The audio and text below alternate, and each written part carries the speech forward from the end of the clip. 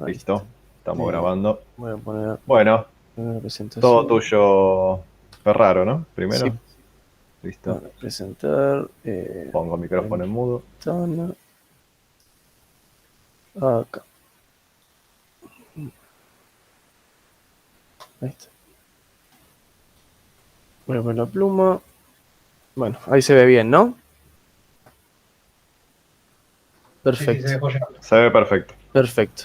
Bueno, soy Joaquín Ferraro y me voy a encargar de dar el tema de radiación para este coloquio. Los temas que voy a tratar son el teorema de reciprocidad, los potenciales electrodinámicos y retardados y el dipolo de Hertz. Bueno, básicamente, para dar una idea, la radiación es la transmisión de energía mediante ondas electromagnéticas a través de un medio, y eso va a ser vamos a ver temas relacionados claramente con eso, temas muy íntimamente relacionados con la materia en general, ¿no? De todo lo que vimos hasta ahora en el año. Bueno, voy a arrancar con el teorema de reciprocidad. Primero voy a dar un par de conceptos, pero básicamente el teorema de reciprocidad nos va a poder ayudar a demostrar varias cosas, a poder entender varias cosas a la hora de transmisión y recepción, a lo largo de las antenas, ¿no? Nos va a permitir ver que hay igualdad entre transmisión y recepción para parámetros como la directividad, como la longitud efectiva, que son parámetros eh, importantes para las antenas, impedancias mutuas, impedancias de recepción, impedancias de transmisión, impedancia de entrada, ¿no? Nos va a permitir poder calcular varias cosas y poder sacar varias conclusiones, para poder arrancar a analizar el teorema de reciprocidad. Como lo puse acá en la presentación, tomamos dos fuentes, ¿no? Una fuente A y una fuente B, por la cual va a circular una corriente A y una corriente B, y por supuesto cada uno va a generar su propio campo eléctrico. Como dice acá, bueno, van a tener que claramente estar a la misma frecuencia, y el medio va a ser lineal e isotrópico. Bajo esas condiciones se hizo el teorema. Lineal es más conocido, pero isotrópico básicamente que no importa de dónde uno lo mire, es igual. Y bueno, acá tenemos básicamente un esquema de lo que dije, ¿no? Una fuente, otra fuente, con su densidad de corriente, con sus campos. Básicamente, el teorema de la reciprocidad lo que nos va a decir va a ser que va a haber una igualdad de la reacción entre el campo de un conductor y la densidad del otro, con, bueno, el campo de uno y la densidad del otro. O sea, el campo A con la densidad B y el campo B con la densidad de corriente, ¿no? Que básicamente es, bueno, la ecuación que vemos en pantalla. Va a ser la integral volumétrica del producto escalar de ambos campos vectoriales de campo y densidad de corriente. Bueno, esta expresión, ahora lo pongo ahí abajo, pero es la expresión de Rayleigh-Carson, que es un caso particular del teorema de reciprocidad, el cual en realidad es de Hendrik Antoine Lorentz, el cual, bueno, en realidad este es el teorema de reciprocidad de Lorentz, que como vemos es más extenso, pero el caso particular de Rayleigh-Carson está planteado, como lo pongo acá, para que ambas fuentes están encerradas en una misma superficie, y está vista desde muy lejos, de forma de que todo este miembro se anula, y por lo tanto esta expresión queda igual a cero, y por propiedades para llegar a esto, ¿no? Estoy pegando para llegar a esto, por propiedades de la integral, podemos hacer distributiva con la resta, con el signo menos, pasamos lo que está restando por otro lado y nos queda esta igualdad. Básicamente así es como se parte del teorema de reciprocidad al caso puntual de Rayleigh-Carson. Ahora, ¿para qué nos va a servir el teorema de reciprocidad, que es lo que más nos importa? Nos va a servir, por ejemplo, para la igualdad de impedancias mutuas. Acá tenemos un esquema. Básicamente estas van a ser ambas antenas, por así decirlo, que vamos a manejar, con sus densidades de corriente correspondientes y con sus campos. Con su campo, el campo 2 refiriendo a la densidad 1 y el campo 1 refiriendo a la densidad 2. Y lo vamos a poder plantear como un cuadripolo, tema muy, muy tratado capaz no en esta materia, pero en materias como dispositivos, como en electrónica aplicada, que se usa mucho para análisis de transistores. Y bueno, vamos a usar el teorema de cuadripolos puntualmente en los parámetros con parámetros de impedancia, no de admitancia o de parámetros híbridos. Puntualmente vamos a usar esto, que nos queda, bueno, estas van a ser nuestras ecuaciones del teorema de cuadripolos, ¿no? Nos va a quedar la tensión de entrada y la tensión de salida en función de, bueno, las corrientes y la impedancia de entrada, salida y las mutuas, que van a ser las que tienen el subíndice 2,1 y 1,2. Bueno, partiendo de estas ecuaciones y aclarando cuál es la definición de las impedancias mutuas, que básicamente va a ser la Z12, para el caso de Z1 va a ser la tensión de entrada sobre la corriente de salida, en el caso de que la corriente de entrada sea 0, o sea, en cortocircuito, en circuito abierto, perdón. Y bueno, va a ser igual a esta expresión.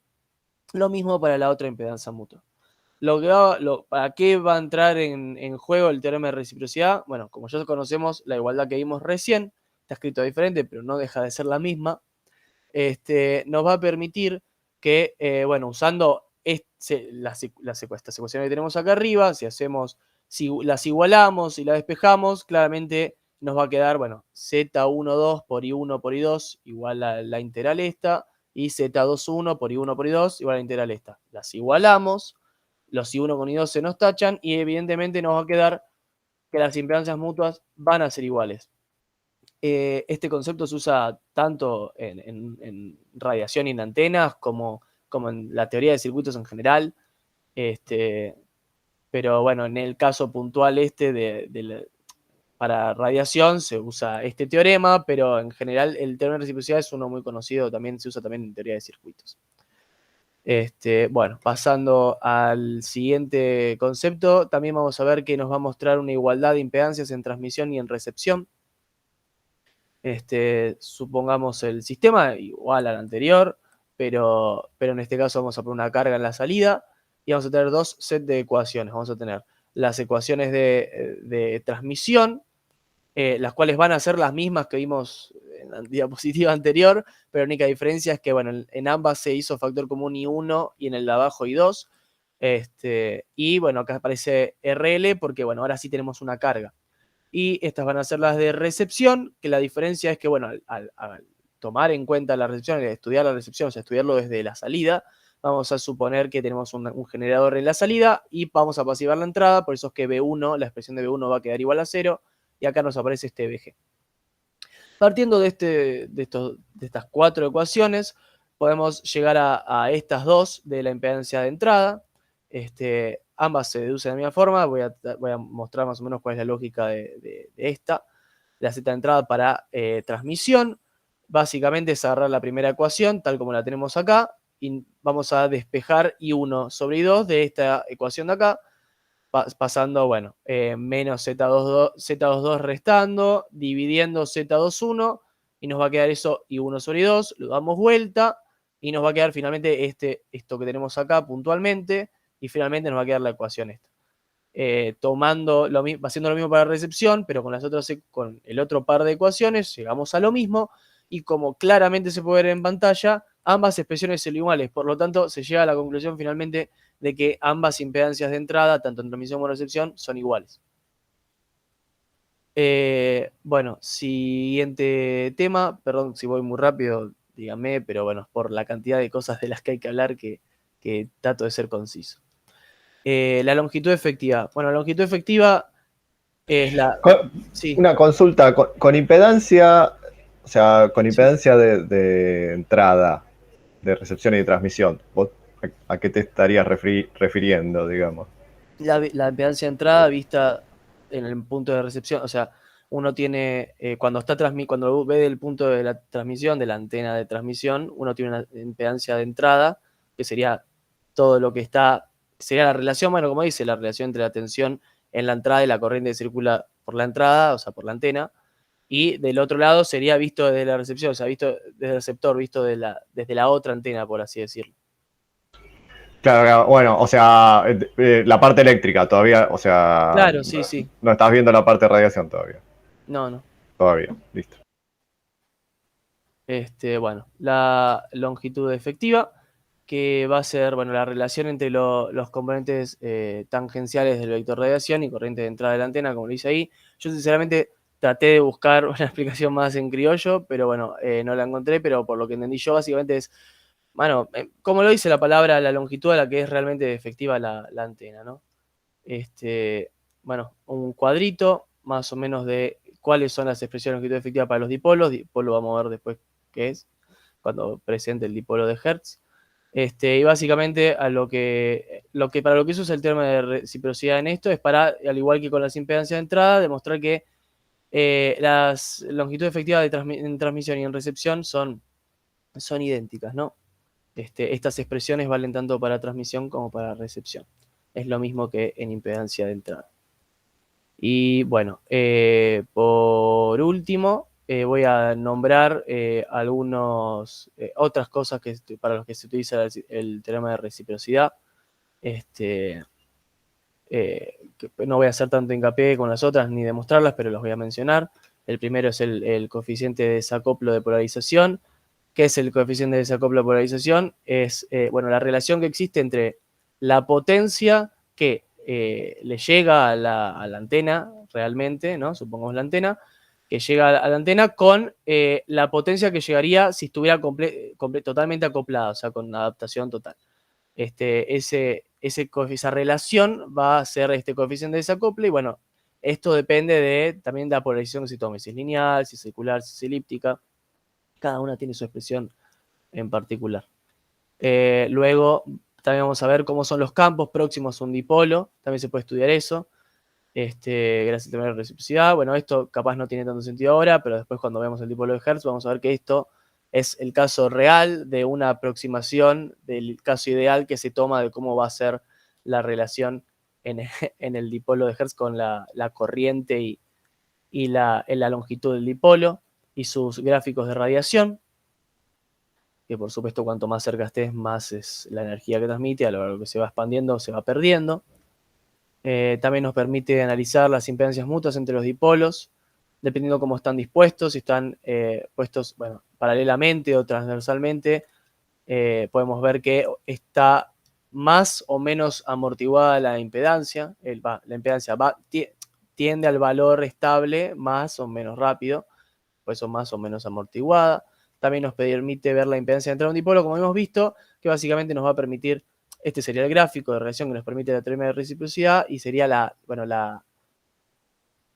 pendiente de, bueno, cada uno de estos gráficos son todos dipolos diferentes, serían, ¿no? De diferentes longitudes de onda.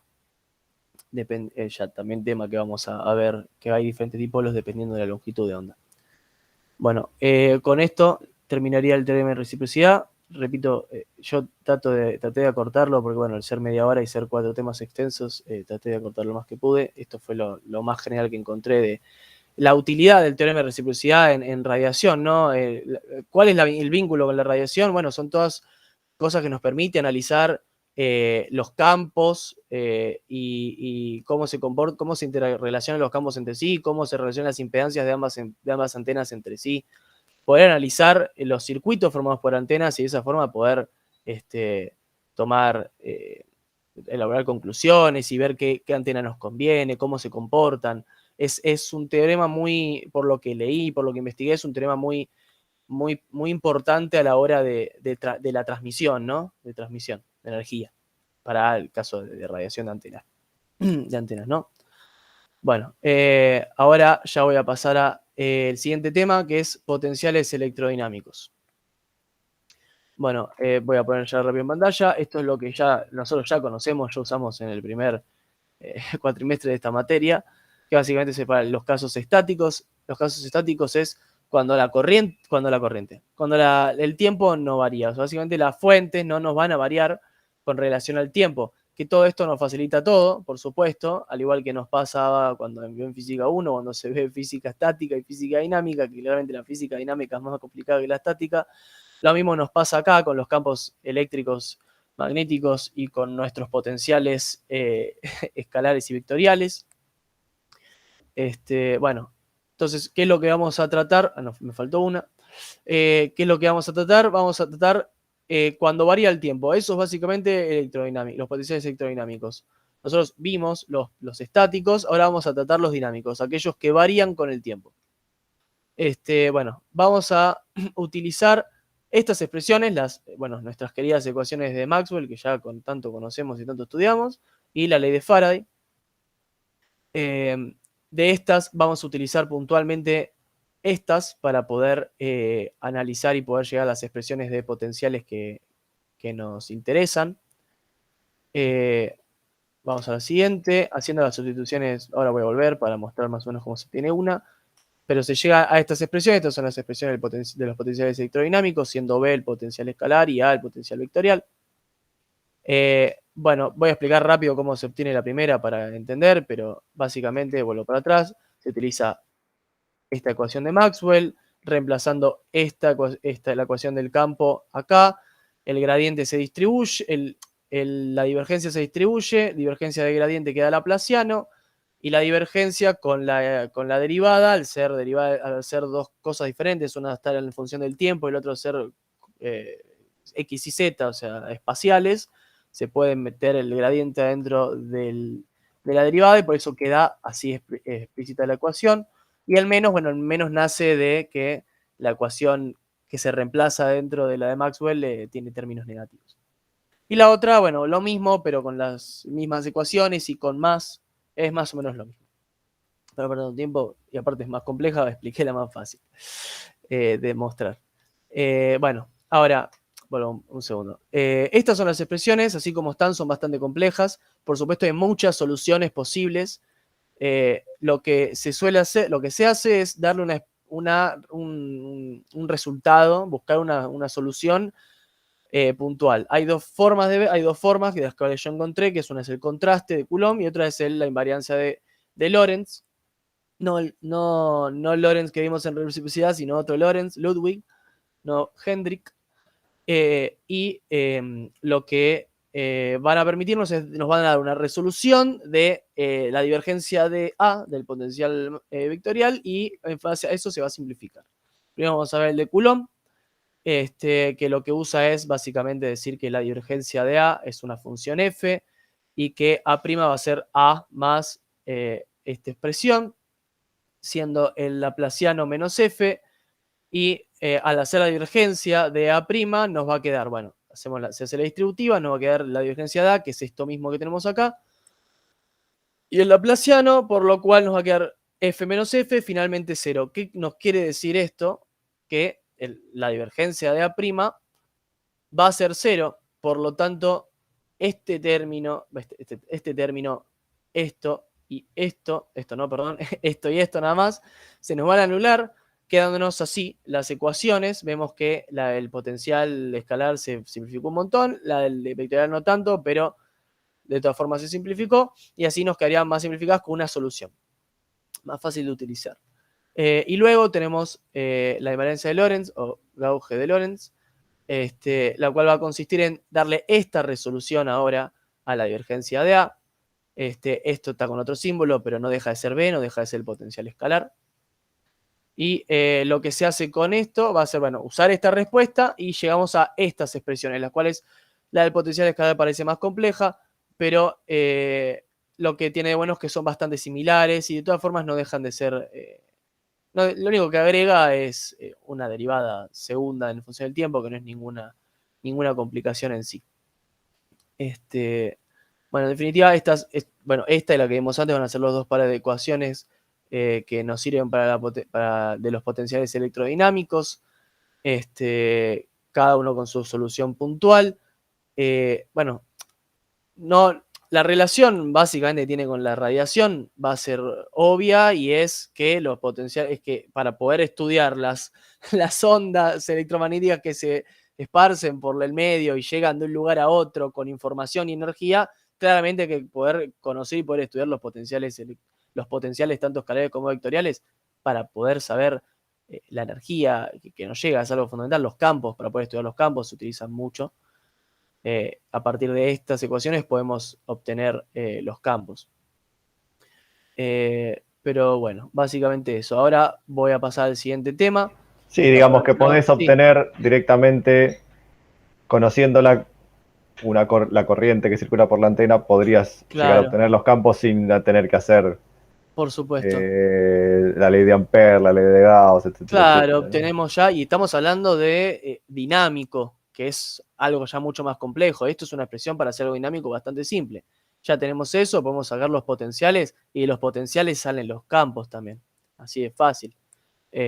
Ahora más adelante cuando termine con lo de potenciales retardados, vamos, y tengo un ejemplo muy sencillo, ¿no? Pero más o menos donde se usa no esta, sino con retardo y se calcula ambos campos y se hace una analogía. Bueno, ahora paso al siguiente tema, no me quiero entretener mucho, de los potenciales con retardo, que básicamente, bueno, lo pongo en pantalla, pero básicamente que es que ya con la condición de que la velocidad va a ser finita, de la energía, lo que nosotros estamos transmitiendo, va a ser la velocidad finita, lamentablemente, por más que sea muy rápida, va a ser finita, por lo cual lo que va a tardar en ir de la fuente al punto de interés, no va a ser instantáneo, va a tardar un tiempo, y ese tiempo es lo que se denomina retardo. Ahí sale el concepto de retardo, básicamente. Que nosotros, al tiempo que nos va a interesar a nosotros, es el tiempo que tarda del punto de interés hacia nosotros, o sea, el punto donde estamos nosotros, pero por supuesto va a haber un tiempo que tarde desde la fuente hacia el punto. De ahí nace el concepto de retardo. Usando las ecuaciones de Poisson, las que tenemos en pantalla, obtenemos lo siguiente, siendo R menos R', el módulo, aquí, estos siendo vectores, esto básicamente es la distancia a la cual está el observador del punto de interés, siendo R' la distancia de la fuente al punto de interés y R normal de la fuente a nosotros. Eso va a ser básicamente R, lo que se denomina R. Y si existe el retardo, nos va a quedar finalmente así las ecuaciones, tanto de potencial escalar como de potencial vectorial. Como vemos, son muy parecidas, pero en este caso va a estar en función, por supuesto, del tiempo nuevo T', que va a ser T, siendo el tiempo que tarda en total, por supuesto, y R sobre C, que va a ser siendo R menos R', va a ser el tiempo que va a tardar en ir del punto hacia del punto de interés hacia nosotros, siendo básicamente esta resta de tiempos va a ser el tiempo que tarda en ir de la fuente al punto de interés. Por eso es que es el T', por eso es el tiempo de retardo. Para que se entienda bien esto, encontré este dibujito y se entiende perfecto, más que hablar con las manos y mostrar. Básicamente acá estaría la fuente, acá estaría nuestro punto de interés, acá estaríamos nosotros, lo que les comenté, R siendo la distancia de la fuente a nosotros, R' de la fuente al punto de interés, y R menos R' del punto de interés a nosotros. Finalmente, el tiempo va a ser T', el tiempo que tarda de la fuente al punto de interés, más R menos R' sobre C, que sería el tiempo que tarda del punto de interés a nosotros, va a ser el tiempo total. Y finalmente, bueno, acá está escrito con de esta forma, pero básicamente sería T', el tiempo de retardo, o sea, el tiempo que tarda en venir de acá a acá. Acá se ve claramente, yo no lo había entendido la primera vez que vi, pues no concebía el tema de retardo, qué era lo que tardaba, y cuando vi esto entendí claramente que lo que tardaba, claro, yo decía, ¿qué era el tiempo de retardo? ¿Es de acá a acá o de acá a acá? Bueno, entendí claramente que el tiempo de retardo es de la fuente al punto de interés. Básicamente, ¿qué es lo que uno no percibe? Básicamente eso es el retardo, que lo que nos va a agregar esto va a ser una cosa nueva a nuestras ecuaciones de potenciales que hay que tener en cuenta sí o sí, porque no es un caso ideal. Lamentablemente no es ideal y no está, el tiempo que tarda de la fuente al punto de interés no es instantáneo. Y bueno, ahora un tema de color que es un poco complejo, no se suele usar tanto, que son las ecuaciones de Jeffy-Menko, como dice acá, que básicamente es parte de las ecuaciones que vimos antes y lo que hace es llegar a las ecuaciones a poder calcular con lo mismo, ¿no? Los campos directamente, los campos eléctrico y magnético, que son las que tenemos ahora en pantalla, que sinceramente no se suele usar tanto, bueno, lo puse acá, pero se suele calcular los potenciales, que son más simples las ecuaciones, y a partir de ahí se calculan los campos, que va a ser lo que vamos a hacer en el ejercicio práctico que ahora puse a continuación, que es rápido, pero básicamente no se suele utilizar tanto, pero bueno, quería hacer mención de que existe, ¿no? De que existió este señor y se tomó el trabajo de hacerlas. Bueno, ahora viene el ejemplo práctico. El ejercicio consta, bueno, básicamente un hilo infinito que transporta una corriente con estas características. Allá el campo eléctrico y magnético. Básicamente lo que hacemos es esto. Hilo sobre el eje Z, de forma de que ya que es infinito, no varía, varía, perdón, solamente en Z, y al ser un hilo no varían las otras dimensiones, más o menos para hacer una simplificación, ¿no? Como hacíamos a veces en ejercicios del primer cuatrimestre, para poder simplificar la integral, si no sería una integral triple esta. Y nos va a quedar finalmente nuestra ecuación, ¿no? De menos t, de menos infinito más infinito, porque bueno, dijimos que es un hilo infinito. Bueno, como dice acá, cuando se establece la corriente, por supuesto, se establece dentro del hilo, pero va a haber un tiempo de retardo. Todo esto que hablábamos, de que hay un tiempo de retardo de la fuente al punto, como z' va a ser mayor que esta expresión, nuestro tiempo t, que va a tardar este tiempo en llegar al punto de campo, o sea, el punto de interés, va a tardar este tiempo. Por lo tanto, usando estas ecuaciones, reemplazándolas acá y resolviendo la integral, para no perder tiempo, ya está hecho, por supuesto, llegamos a esta expresión del campo, el potencial vectorial, perdón. Bueno, esto básicamente es la expresión. A partir de esta, calculamos el campo eléctrico y magnético con las expresiones, salen y las tenemos acá, son rápidas, como se ven, son simplistas, no dejan de tener C, que es 1 sobre raíz de mu epsilon, siendo la permitividad y permeabilidad del medio, la corriente, que claramente la tenemos, que es lo que teníamos, R, que es la distancia, T, que es el tiempo, así de simple es. Y el análisis que hacemos después es básicamente ¿qué pasaría si el tiempo tiende a infinito? Bueno, que la corriente va a ser estacionaria. ¿Por qué? Si el tiempo tiende a infinito, todo este término tiende a infinito, todo el denominador tiende a infinito, por tanto todo tiende a cero, como dice acá.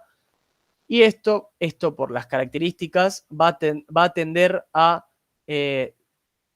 1, por lo tanto nos tiende a mu 0 sobre i 0 sobre 2pi, el campo magnético, y así nos quedan las ecuaciones. Y básicamente, bueno, la respuesta al ejercicio sería esto, pero esto es un dato extra. Demostrar que, bueno, esto es un concepto que nosotros sabemos qué pasa y queda claramente demostrado partiendo de las ecuaciones que calculamos a través de teniendo en cuenta los Claro, es como que si nunca llega al receptor es porque estás poniendo una corriente continua en el, Claro, en el cable, digamos. exactamente. Dicho bien simplista, que vos que sabés, es eso, básicamente. Pero bueno, con esto sería los potenciales con retardo. Ya paso el último tema, que ya los pongo en modo presentación para ver el tiempo y veo que ya estoy corto. Me extendí mucho, capaz. Que ya es el dipolo de Hertz, o dipolo corto.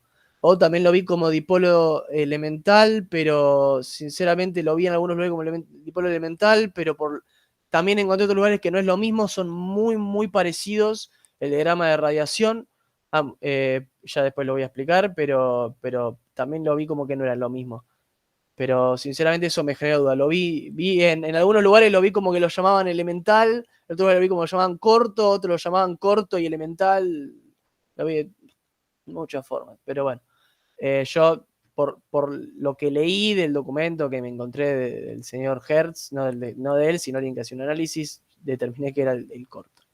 Básicamente, un dipolo, pongo la información en pantalla, pero el dipolo van a ser dos conductores de un largo L con una fuente en el medio, el cual va a tener las siguientes características. Primero, que las corrientes van en el mismo sentido, ambas para la derecha, ambas para la izquierda, no, nunca ambas hacia el centro o ambas hacia los costados.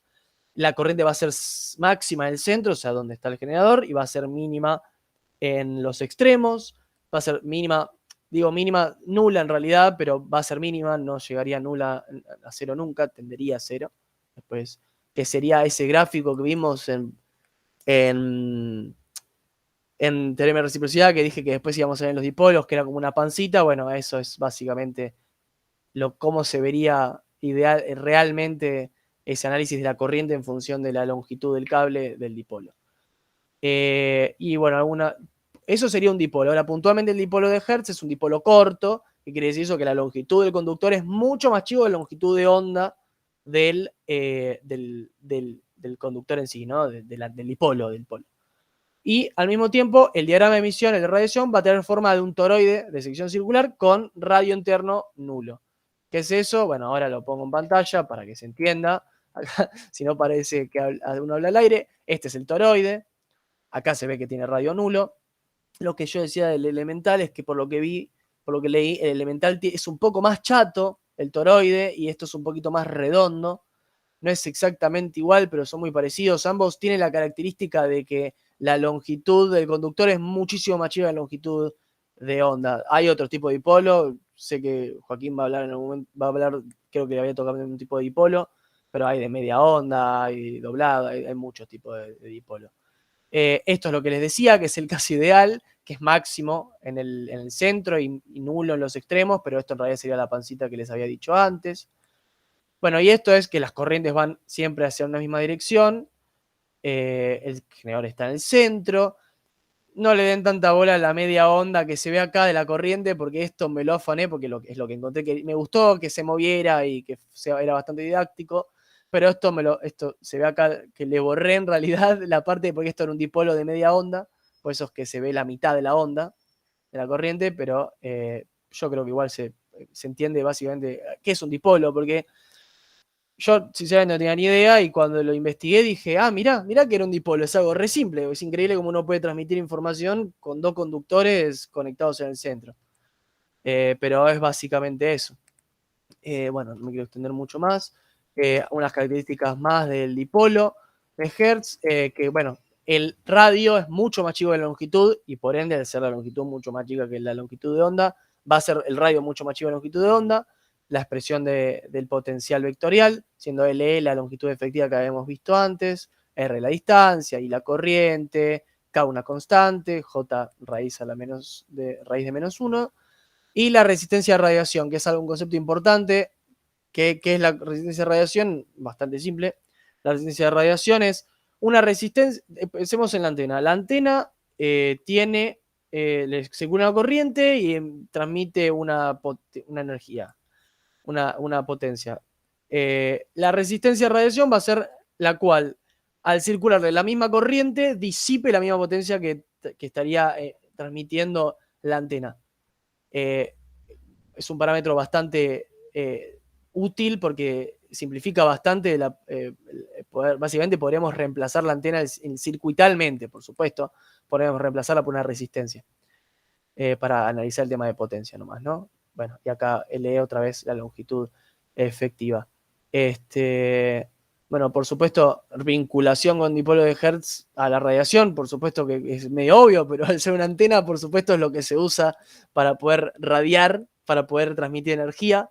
Es la antena más básica y el dipolo de Hertz es el más básico de los dipolos, así que sería como el dipolo de Hertz es la base de la base, prácticamente, se podría decir.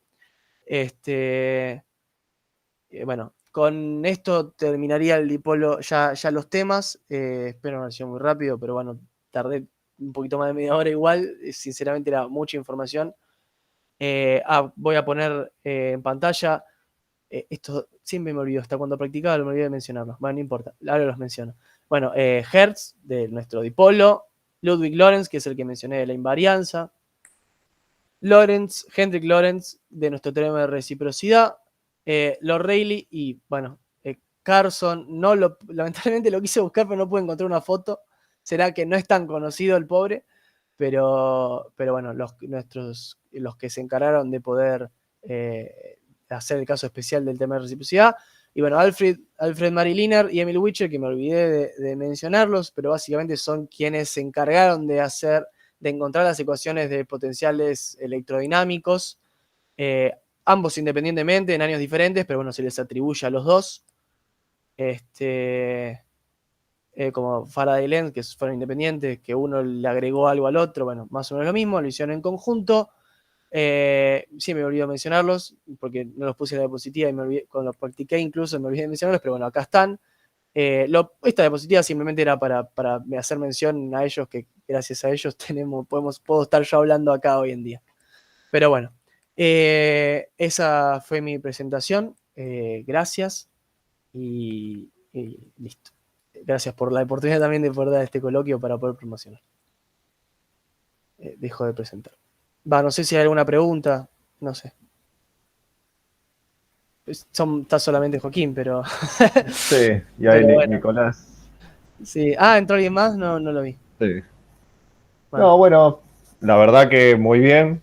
Este, ahí te tiraste un poco, igual está bien, ¿eh? No, no es sí, una me crítica. pasé un poco, pero... No, no, pero en la parte de la reciprocidad y los cuadrupolos, que bueno, está bien el ejemplo, pero bueno, ahí se pierde un poco con el tema de la radiación, te metes en una parte circuital que bueno, igual Sí, está por eso. bien, ¿eh? No digo que esté mal, pero bueno, es como que se pierde un poco de que estás hablando de radiación, pero bueno, está Sí, bien, a puede veces ser, está eso bien puede ser. traer un ejemplo de otro lado para decir, bueno, por ahí ustedes que tienen Yo,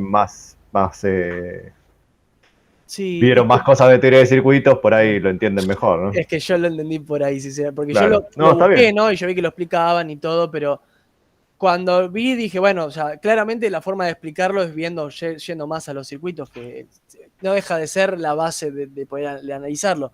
Pero sí, o sea, es verdad que capaz me fui un poco del concepto de radiación, que era más base, no hacía falta ir tanto al desarrollo, pero sí. Listo. No, no.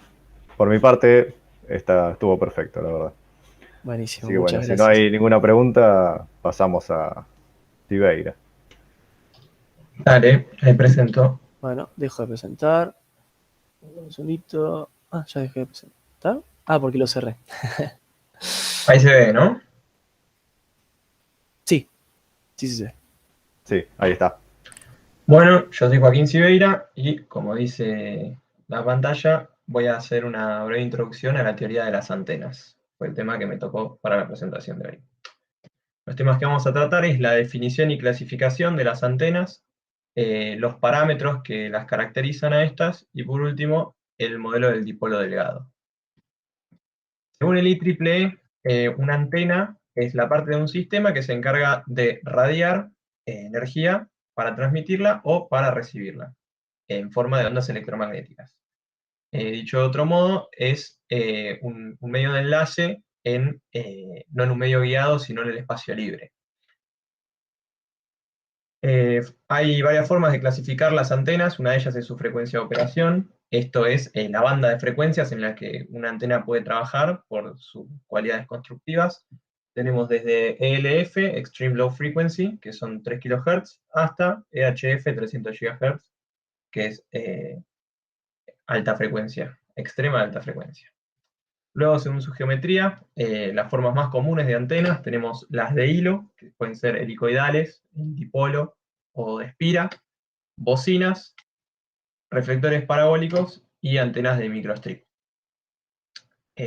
Otra forma de caracterizarlas es por su comportamiento, que tenemos antenas de banda ancha, son las que trabajan en una banda amplia de frecuencias. Antenas miniaturas se considera aquellas cuya longitud de onda en una frecuencia de operación es mayor al tamaño de la antena.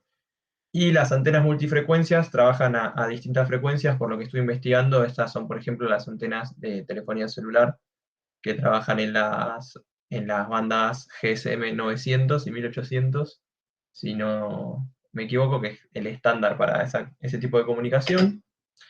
Luego tenemos lo que vendría siendo el modelo circuital de la antena. La antena está representada por su impedancia, que a su vez tiene una parte real, una parte imaginaria. Dentro de la parte real está dividida otra vez en dos partes, que son dos resistencias. La resistencia de radiación, que mencionaba antes Joaquín, es la que representa la potencia que efectivamente está radiando la antena.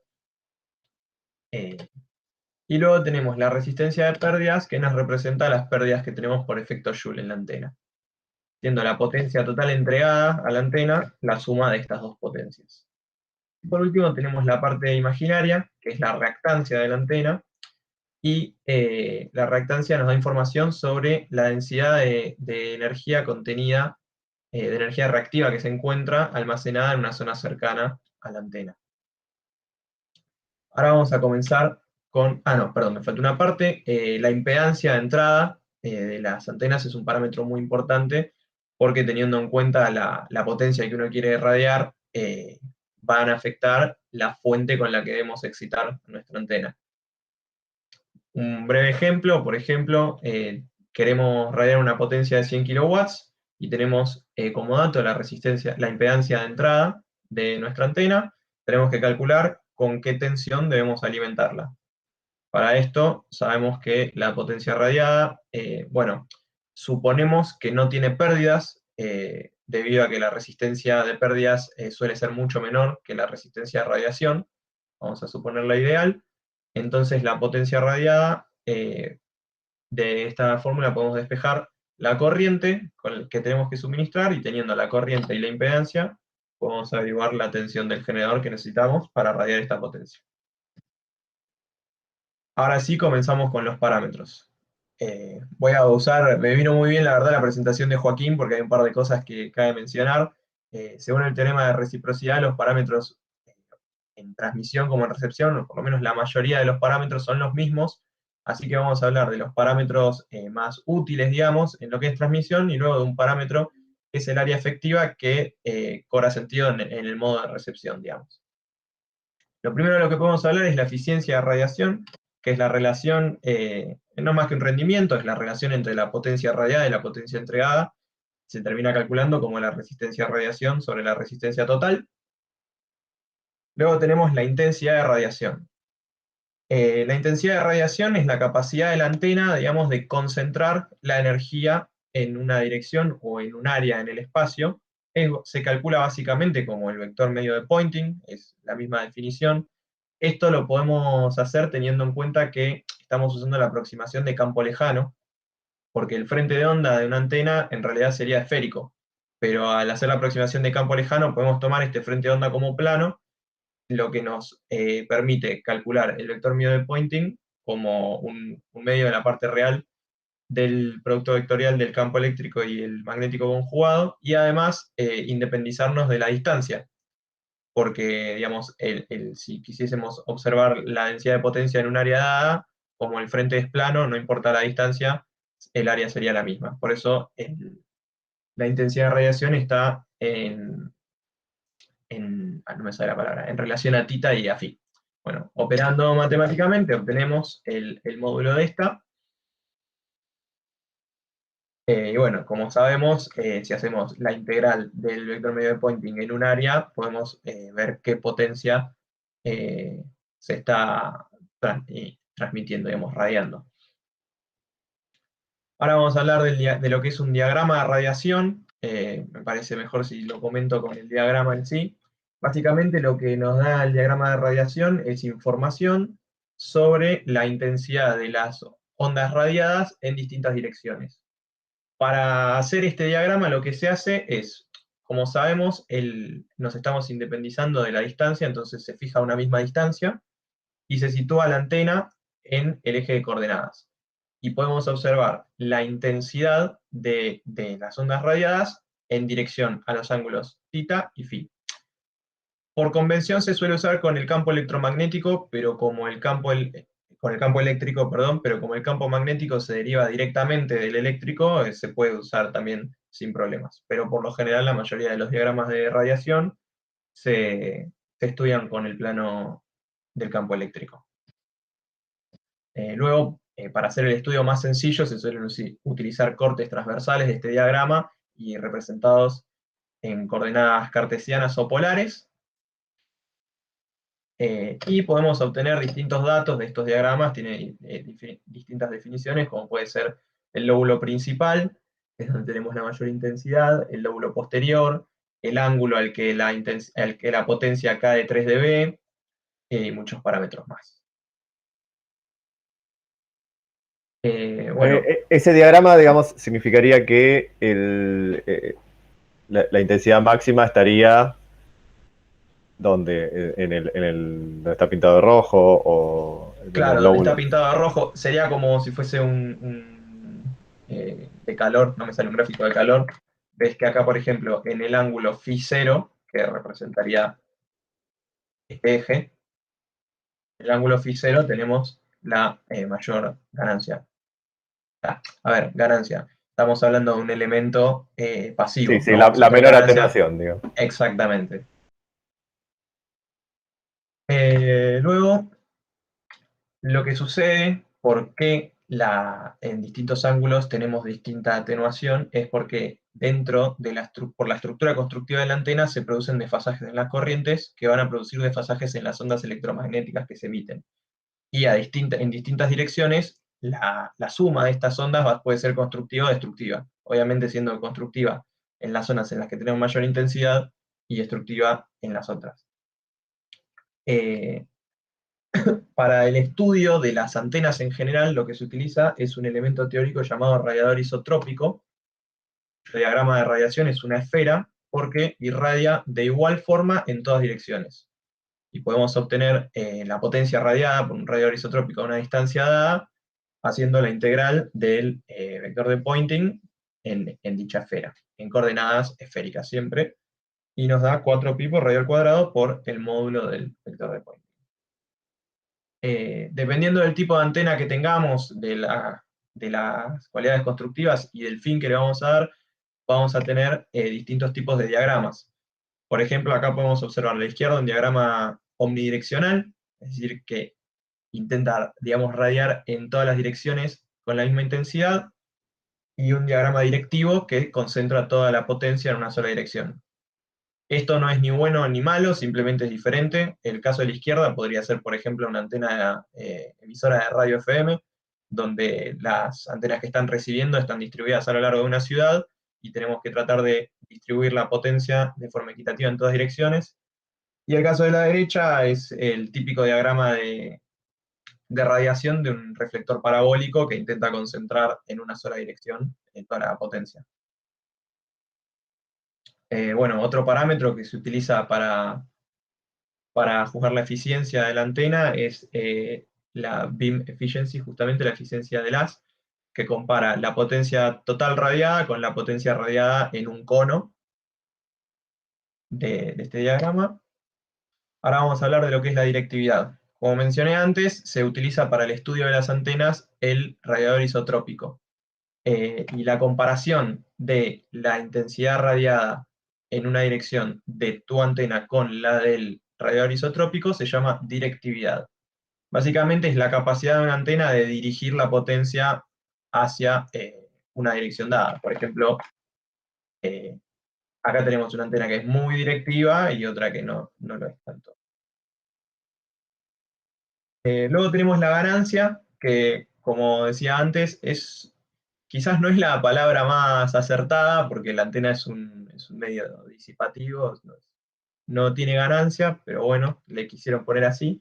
Y la ganancia nos da la relación entre la potencia suministrada a la antena y la potencia que efectivamente logramos dirigir a un área en conciso, y por eso resulta ser la directividad por la eficiencia de radiación, que es la que mencionábamos al principio.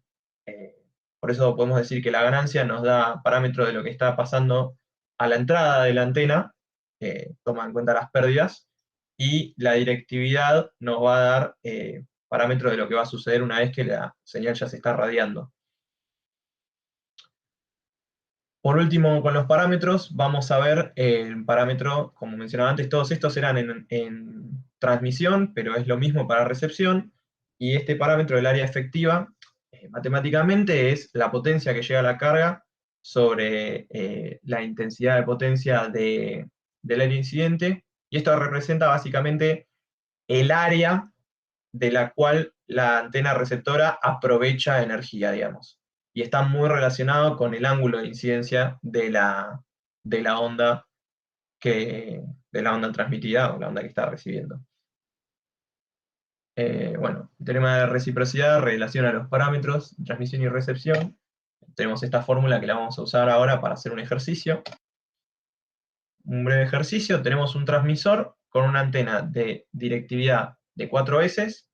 Bueno, la directividad, tanto como la ganancia, se pueden expresar en veces o en decibeles, y una eficiencia de radiación del 70%, que transmite hacia un receptor que se encuentra a 20 kilómetros con una antena de 5 de directividad y eficiencia de radiación de 80%. Sabemos que al transmisor llega una potencia de 40 watts, y queremos saber qué potencia llega efectivamente al receptor, que se le entregará la carga, con una frecuencia de operación de 150 MHz. Empezamos, lo que tenemos que hacer acá es tratar de relacionar la potencia transmitida con la potencia recibida. Por las dudas, porque los nombres son todos muy parecidos, tenemos PTX, la del transmisor, potencia transmitida, la que, digamos, ingresa al medio que es el aire, la potencia recibida en los terminales de la antena, y luego la potencia de receptor, que es la que llega finalmente. Planteando las ecuaciones que vimos antes, podemos ver que la intensidad de radiación de la antena va a ser la potencia radiada por la directividad sobre 4 pi por radio al cuadrado. Luego, de acá sacamos que la potencia recibida es la intensidad de radiación por el área efectiva, y sabemos que el área efectiva es la longitud de onda al cuadrado sobre 4pi por la directividad de la segunda antena. Relacionando todo esto, obtenemos que la potencia recibida va a ser la potencia transmitida por las directividades por la longitud de onda al cuadrado sobre 4pi por radio al cuadrado. Tenemos que saber entonces cuál será la potencia transmitida. Como nuestra antena no es perfecta, tenemos pérdidas, calculamos las pérdidas con la eficiencia de radiación, obtenemos una potencia transmitida de 28 watts, luego la longitud de onda, esto ya es conocido, tenemos una frecuencia de 150 MHz, nos da una longitud de onda de 2 metros. Por último, la potencia recibida va a ser 3,55 por 10 a la menos 8 watts, pero esta es la potencia que llega a los terminales de la antena, que como es una antena con pérdidas, la potencia que llega finalmente al receptor va a ser, esta potencia multiplicada por la eficiencia de radiación. Así termina el ejercicio, y ahora vamos a hablar del dipolo delgado. Acá me pasó algo parecido a lo que le pasó a Joaquín en la bibliografía. La verdad que la palabra delgado no la encontré, pero con la definición que te pregunté a vos, llegué a la conclusión de que era lo mismo que el dipolo elemental, coincidían las definiciones. Primero hablemos de lo que es un dipolo, que bueno, es repetir, pero el dipolo básicamente es la estructura más sencilla para fabricar una antena, y consta de un elemento de corriente con un generador en el medio, tiene una longitud L. Se denomina dipolo delgado cuando esta longitud es del orden de las 100 veces menor a la longitud de onda a una frecuencia de operación correspondiente. Y es útil este modelo, ya que para frecuencias inferiores a 1 MHz, la longitud de onda es de 300 metros y podemos obtener varias antenas cuya longitud va a ser menor a 300 metros. Bueno, acá tenemos el dipolo, más o menos, y yo también agregué una pequeña animación de cómo funcionaría. Luego vamos a tratar de obtener lo que son los campos. Para eso vamos a comenzar con las cargas y las corrientes. Partimos de la forma integral de la ecuación de continuidad. Y bueno, no hice mucho énfasis en los procedimientos matemáticos, sino más bien en la teoría, como para explicar algo que fácilmente se entienda. Lo que terminamos por ver es que la carga solo existe en los extremos. La carga en la longitud, digamos, es nula, y en los extremos está dada por esta expresión, que por lo que estuve investigando, esto se da por un efecto capacitivo que hay en los extremos del dipolo. Luego, las dimensiones son extremadamente pequeñas, como estamos diciendo, menos de 100 veces de la longitud de onda, entonces los desfasajes que existen en las ondas son despreciables, y el vector radiación resulta de esta forma, muy sencillo y simplificado. Y para observar los campos, bueno, obtenemos, esto lo vamos a hacer todo en coordenadas esféricas, entonces obtenemos los componentes del vector radiación, obtenemos el vector potencial. Otra vez estamos haciendo las suposiciones de grandes distancias, del campo lejano. Bueno, operando obtenemos el vector potencial en coordenadas esféricas, y de este vamos a obtener el campo magnético. Estas son cosas ya conocidas. El campo magnético nosotros tenemos el vector potencial, obtenemos el campo magnético, y luego podemos obtener el campo eléctrico. Y por último, se presenta cómo es el diagrama de radiación, que es lo que habíamos comentado antes, de un dipolo delgado. Hasta ahí llega. ¿Alguna consulta?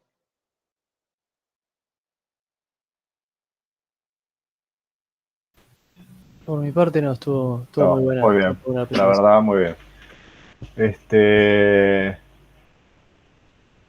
Bien, porque esta presentación Yo, era bastante. yo sinceramente no quise hacer, quizás lo de Polo Delgado estuvo medio flojo, pero como sentí que era la parte más fácil de pifiarle y prefería poner información precisa y quizás no que es abundante para no meterme a poner cosas que sean zaraza, digamos.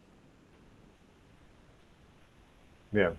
No, no, igual, digamos, la presentación anterior del otro Joaquín era más teórica y estuvo muy bien que haya hecho puesto bastantes ecuaciones y qué sé yo, y la tuya era más orientada a la práctica, entonces Claro. estuviste muy bien en no poner tantas ecuaciones, así que bueno, De hecho, o sea, mi idea era como tratar quizás, si bien obviamente esto es un curso, es una carrera de ingeniería y yo quise pensar como que le estaba mostrando la presentación realmente a alguien que quería entender qué era lo que le estaba contando sin tener que saber tanto. De hecho, antes para practicar estaba mostrándole la presentación a mi prima que estaba acá, que no sabe lo que es un número complejo, así que imagínate. Pero bueno, no, no. Sí, la verdad que se entendió perfecto, las dos presentaciones se entendieron muy bien. sí, la otra estuvo muy buena también. Y así que les voy a pedir si me las pueden mandar. Creo que la anterior me la habías mandado, ¿no, Joaquín? No sé si ya Sí, estaba. sí. Ahora te la voy a mandar otra vez porque Dale, yo le por eso. cambié un par de errores que me cuenta de tipeo Está bien. que había tenido. Y Así que si me las pueden mandar, la verdad que es. ahí te la Yo mando. te la mando, lo único ya te aviso que si le querés cambiar algo te vas a volver loco porque no me preguntes por qué no mandaba el editor de ecuaciones y todas las ecuaciones son fotos. Son fotos, está bien, no pasa nada. Está hecho una porquería, pero bueno, No, es como para tenerla archivada, digamos. Por dale. ahí sí, es verdad que por ahí sí me sirve para sacar algo. Lo que pasa es que esta es una clase que casi nunca entra. El año pasado entró y dio Norberto lo mismo que dieron ustedes. Lo dio Norberto. Eh, ¿Se toma esto en finales? a veces se toma Ah, mira. alguna pregunta teórica, eh, pero generalmente no. En realidad sí, ¿sabes lo que se toma? Vos que hablaste de la parte de el gauge de Lorentz, Sí, eso a veces sale en los finales. O sea, porque es lo que sería. Nosotros vimos en la teoría el gauge de Coulomb en el primer cuatrimestre. Eh, y el gauge de Lorentz es para casos electrodinámicos. Nosotros, inclusive a veces para casos electrodinámicos, que usamos la ecuación de Poisson para el caso electrodinámico y bueno, le metemos el gauge de Coulomb. No está bien, digamos, pero dale. entonces le metemos el gauge de Coulomb a la ecuación de Poisson y la ecuación de Poisson queda igual para caso estático que para caso dinámico, no cambia, pero en realidad debería usarse el gauge de Lorentz, entonces de esa Dale. forma la ecuación de Poisson para electrodinámico tiene una variación, digamos, ¿no? Dale. Entonces, eso a veces en los finales aparece, a veces. Así que Bueno, lo único que tiene que tener en cuenta es eso, que se usa el gauge de Lorentz y bueno, y por ahí el ejercicio es bastante sencillo, pero si uno no sabe eso, dale. Usas el eh, otro dicho. ya está, Dale. ganaste. Este, así que bueno. Bueno, eh, la verdad que sí, ya la promoción está asegurada, así que Buenísimo. me Vamos, alegro. gracias. Ya, ustedes ya trabajo práctico estaban al día, si no me equivoco, así que. Sí, yo Sí, a los mí me falta mandé entregar el todo. último. Ah, no entregaste el último. No, ahora lo entrego un rato. Bueno, y Sí, yo los había mandado. listo. Sí, sí. Ok, listo. Entonces, bueno, finalizamos ya esta clase y bueno, por eso, para promocionar, vos entrega el que te falta, el último trabajo práctico y si vos estás al día con el TP ya está, ya estaríamos. Bueno, Bueno, Bueno, Por mi buenísimo. parte, gracias. más nada. Felicidades si no los veo. Igualmente. Gracias. Felices Éxito. fiestas y buen Igualmente. fin Felices de año. fiestas y buen fin de. Nos vemos. Hasta luego. Chao, chao. Chao.